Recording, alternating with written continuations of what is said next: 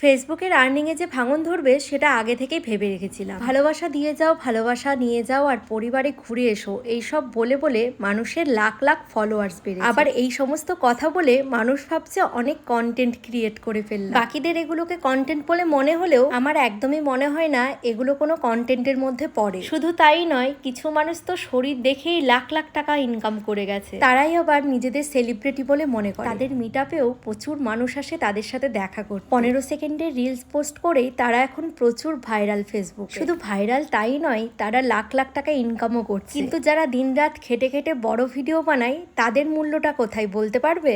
না, শুধু বড় ভিডিও বলে ভুল হবে। যারা ভদ্রভাবে ভিডিও বানায় তাদের মূল্যটা এখন অনেক কমে গেছে, নেই বললেই চলে। যারা নোংরা ভিডিওকেই কন্টেন্ট বলে মনে করছে, ফেসবুক কিন্তু তাদেরকেই মিলিয়ন মিলিয়ন ভিউজ দিচ্ছে। আর দেবে নাই বা কেন? তারা এখন সেলিব্রিটি বলে কথাগুলো শুনতে খারাপ লাগলেও এটাই কিন্তু বাস্তব। প্রত্যেকটা দিন চোখের সামনে এই নোংরামিগুলো দেখতে দেখতে আজকে মনের কথাগুলো শেয়ার না করে আর থাকতে পারলাম না। জানি কথাগুলো হয়তো অনেকেরই গায়ে লেগে যাবে। প্রথমত কোনো একজনকে উদ্দেশ্য করে আমি কথাগুলো বলিনি। প্রত্যেকদিন ফেসবুক খুললেই যেগুলো দেখছি সেগুলো নিয়েই আমি বলেছি। আর একটা কথা তো তোমাদেরকে বলতেই ভুলে গেছি, ফেসবুক টাকা দেওয়া বন্ধ করে দিয়েছে শুনে অনেকে আবার প্রচন্ড খুশি। তাদেরকে বলি অতটাও খুশি হয়েও না, কারণ ফেসবুক কিন্তু পুরোপুরি টাকা দেওয়া একদমই বন্ধ করেনি, কিছুটা কমিয়ে দিয়েছে। হয়তো সেটাও কিছুদিন পর আবার ঠিকঠাক হয়ে যাবে। এতক্ষণ তো সেই মানুষগুলোর অনেকটাই ভালো লাগছিল, তবে এই কথাগুলো শুনে হয়তো তাদেরও মনটা অনেকটাই ভেঙে গেল। মন ভেঙে কোনো লাভ নেই, তোমরাও চেষ্টা করো, তোমরাও একদিন না একদিন ঠিক সফলতা অর্জন করবে। তো যাই হোক, আজকে অনেকগুলো কথাই তোমাদের সাথে শেয়ার করে ফেলেছি। এবার কোথায় থেকে আমার নিজের কথা শেয়ার করব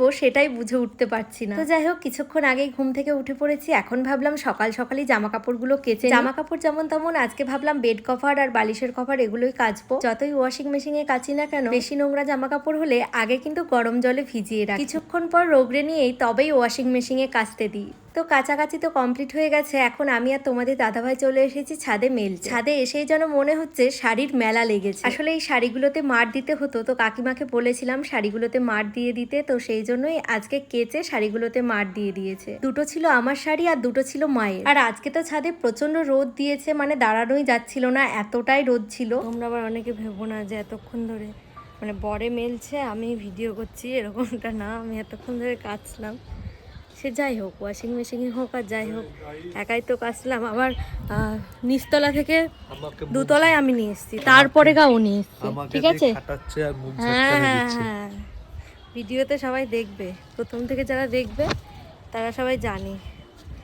বেশ ভালো লাগছে, ছাদে কত সুন্দর শাড়ি মেলা, দেখতে ভালো লাগছে। না, কোনোদিন তো টাকা পাইনি। এই যে এতবার প্যান্ট কাচা হয় তারপরে কিন্তু টাকা পাইনি। একদিনও মানুষ ভালোবেসেও রাখে টাকা, একদিনও পাইনি। তুমি রাখো, নিজে রাখে না কিছু না।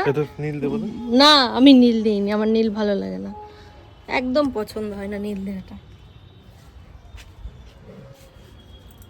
ছাদে কিন্তু বেশ রোদ, আসলে এই কদিন রোদ টোদ একদমই ছিল না, সেই জন্যই কাচা হয়নি। আর বিশেষ করে বিছানার চাদরগুলো নোংরা হয়েছিল, ওই জন্যই আরও কাচলাম। আর মাঝে মাঝে টুকিটাকি কাচা হয়, সেগুলো হাতেই কেচে নিই। তোমাদের দাদাভাই দুই একটা জামা কাপড় সেগুলো ওয়াশিং মেশিনে দেওয়া হয় না, আর রং উঠে যাবে, ওগুলো শুধু ইজি দিয়েই কাচা হয়। ওগুলো তখন হাতেই কেচে নিই, একটা দুটো হলে। খুব রোদ বাবা, এইদিকেও ঘিরে দিয়েছে। কি করতে দিয়েছে? ছাতা দিয়েছে। ছাদের অবস্থা বিড়াল ওই সাইডে চলে যায়, শুধু ওই সাইডে না, ওই ধার থেকে ওই ধারে চলে যায়, সেখানে বাবা এইগুলা করেছে। ওগুলো বেকার করা, কারণ ওপর দিয়ে তো যেতে পারবে। এই যে পাতাগুলো সব খেয়ে নিয়েছিল হনুমানে, গাছগুলোর কিচ্ছু ছিল না। এখন যাই হোক ঠিকঠাক হয়েছে। গাছের যত্ন আমি পারি না, বাবাই করে। বাবা মা কম, বাবাই সবটা দেখাশোনা করে গাছের। এই যে এই গাছটারও তাই, পাতা কিন্তু এখনো হচ্ছে। এই যে সব পাতা খেয়ে নিয়েছে হনুমানে। এখন যাই হোক তাও ঠিকঠাক আছে, হনুমানের অত্যাচারটা একটু কম হয়েছে।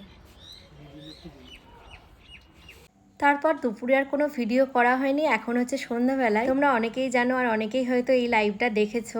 আজকে ছিল আমার জুয়েলারির লাইভ করা, তো সেই জন্যই কিন্তু এই যে তাড়াহুড়ো করে রেডি হয়ে নিয়েছে। আর এটা আজকে বলে না, প্রত্যেকটা দিনই তাই হয়, যেহেতু আমি বেশিরভাগ সময় সন্ধ্যাবেলায় ভিডিও এডিট করি আর এডিট করার পরেই কিন্তু লাইভে আসি, তো সেই জন্য একটু তাড়াহুড়ো লেগে যায়। আর এখন যেহেতু বেশ ভালোই গরম পড়ে গেছে, সেই জন্যই ভাবলাম লিলেন বাটিকের এই শাড়িটা পরি। শাড়িগুলো না গরমে পরে বেশ আরাম। আর এখন যেহেতু প্রায় দিনই লাইভ করা থাকে, তো সেই জন্যই কোন শাড়ি ছেড়ে কোন শাড়ি পরবো নিজেই বুঝে উঠতে পারি না। শেষ মুহূর্তে তাড়াহুড়ো করে সব শাড়ি সিলেক্ট করি প্রত্যেকটা দিনই। তো যাই হোক, কোনো রকমে তো একা একা শাড়িটা পরে নিয়েছি। এবারে কিন্তু জুয়েলারি পরার পালা। প্রত্যেক দিনই এত সুন্দর সুন্দর জুয়েলারি পাঠাই, কোনটা ছেড়ে কোনটা পরবো সেটাই বুঝে উঠতে পারি না মাঝে মাঝে। তো যাই হোক, আজকে এই জুয়েলারির সাথে শাড়িটা কেমন মানিয়েছে অবশ্যই কিন্তু তোমরা জানিও। তো এখন তো লাইভ করা হয়ে গেছে, তারপরে কিন্তু আজকে আর একটা ভিডিও শুট ছিল, তোমরা হয়তো অলরেডি আজকে দেখে নিয়েছো। হ্যাঁ, আমার ডায়মন্ডের রিংটার প্রাইসটা নিয়েই আজকের ভিডিওটা করেছি। তো এখন সমস্ত ভিডিও করাই কমপ্লিট হয়ে গেছে। আর আজকের এই পুরো ব্লগটা তোমাদের কেমন লাগলো সেটা কিন্তু অবশ্যই কমেন্ট করে জানিও। তো চলো, আজকের মতো সকলকে টাটা।